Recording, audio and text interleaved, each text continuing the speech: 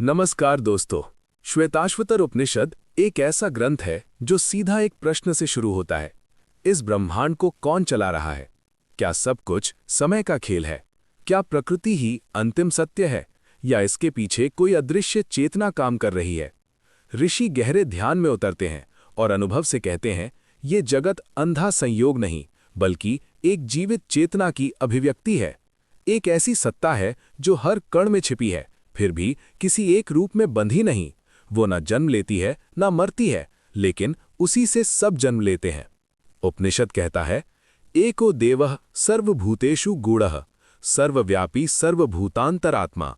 अर्थ, एक ही दिव्य सत्ता है जो हर प्राणी के भीतर छिपी हुई है।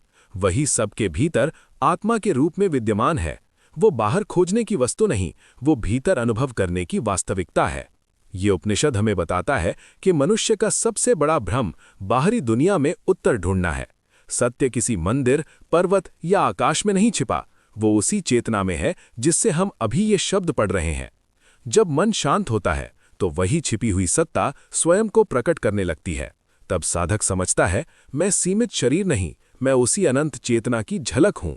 और यहीं से श्वेताश्वतर उपनिषद का असली रहस्य शुरू होता है।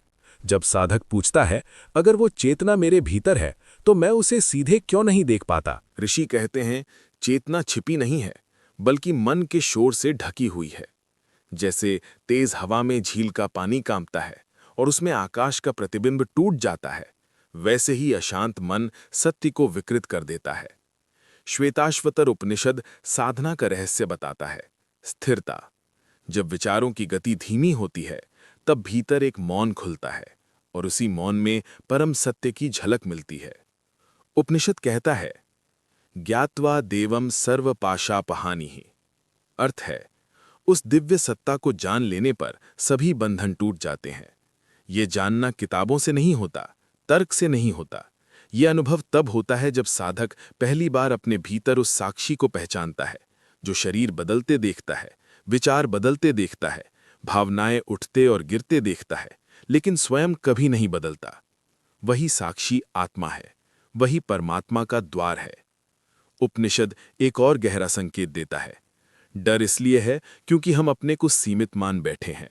मृत्यु का भय इसलिए है क्योंकि हम शरीर को ही मैं समझते हैं। लेकिन जिस क्षण साधक उस अचल चेतना को छू लेता है, उसी क्षण एक अद्भुत स्वतंत्रता जन्म लेती है। तब जीवन एक बोझ नहीं रहता, वो एक लीला बन जाता है।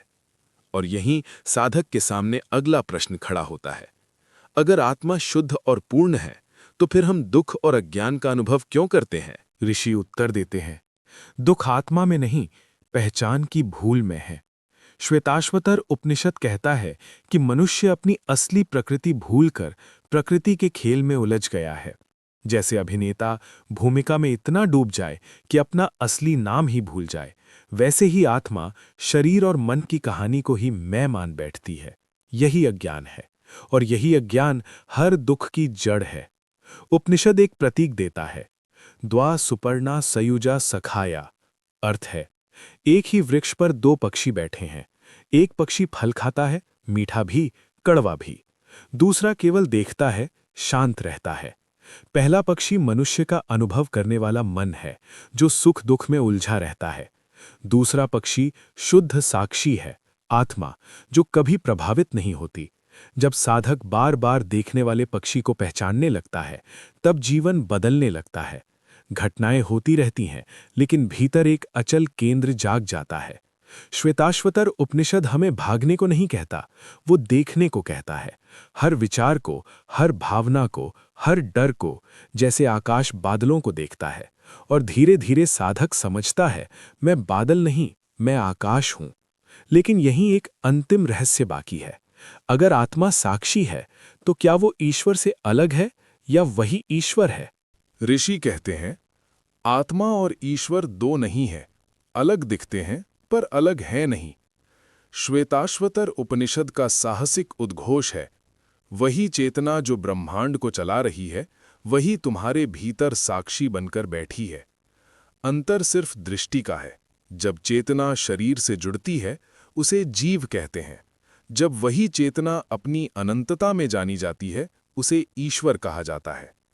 उपनिषद कहता है, तमेव विदित्वाति मृत्युमेति नान्यः पंथा विद्यते अयनाय। अर्थ, उसी परम सत्य को जानकर मनुष्य मृत्यु से पार जाता है। मुक्ति का कोई दूसरा मार्ग नहीं है। ये जानना भागने से नहीं आता, जागने से आता है। जब साधक पहली बार स्पष्ट देख लेता है कि जो जन्म लेता है वो शरीर है, जो बदलता है वो मन है, लेकिन जो सबको देख रहा है वो कभी पैदा नहीं हुआ, वही अमर है, उसी क्षण मृत्यु एक घटना रह जाती है, डर नहीं। श्वेताश्वतर उपनिषद का सार यही है, खोज बाहर की नहीं, पहचान भीतर की है। जिस सत्य को हम ब्रह्मांड में ढूंढते हैं वो अभी इसी क्षण हमारी चेतना के रूप में मौजूद है, और साधना का अर्थ है उस उपस्थिति को पहचानना, उसमें स्थिर होना। लेकिन जैसे ही साधक इस सत्य को छूता है, एक नई जिज्ञासा जन्म लेती है। अगर सब ईश्वर है तो जीवन का उद्देश्य क्या रह जाता है? ऋषि मुस्कुराते हैं और कहते हैं, जब सब ईश्वर है तब जीवन का उद्देश्य बदलता नहीं, प्रकट होता है। पहले जीवन संघर्ष लगता है, अब वो अभिव्यक्ति बन जाता है। श्वेताश्वतर उपनिषद बताता है, मनुष्य का जन्म किसी कमी को पूरा करने के लिए नहीं, बल्कि उस पूर्णता को पहचानने के लिए है जो पहले से मौजूद है। साधना का अंत कुछ पाना नहीं, बल्कि भूल मिटाना है। उपनिषद एक संकेत देता है, यदा चरम वदाकाशम वेष्टयिष्यन्ति मानवाः तदा देवम अविज्ञाय दुःखस्यान्तो भविष्यति। अर्थ, जब मनुष्य आकाश को चमड़े की तरह लपेट सकेगा, तभी बिना उस परम सत्य को जाने दुख का अंत होगा। यानी दुख का अंत असंभव है जब तक परम चेतना की पहचान न हो। ये कथन डराने के लिए नहीं है, जगाने के लिए है। उपनिषद कहता है, जीवन की हर खोज, प्रेम, सफलता, ज्ञान, शक्ति, दरअसल उसी एक सत्य की तलाश है। हम बाहर घूमते रहते हैं जब तक थक कर भीतर न लौटें, और जो भीतर लौट आता है वो पाता है जिसे मैं खोज रहा था वही मैं हूं। तब जीवन भागना नहीं चाहता, बदलना नहीं चाहता, वो जाग कर जीना चाहता है। हर सांस ध्यान बन जाती है, हर कर्म पूजा बन जाता है, और हर क्षण एक मौन आनंद से भर जाता है।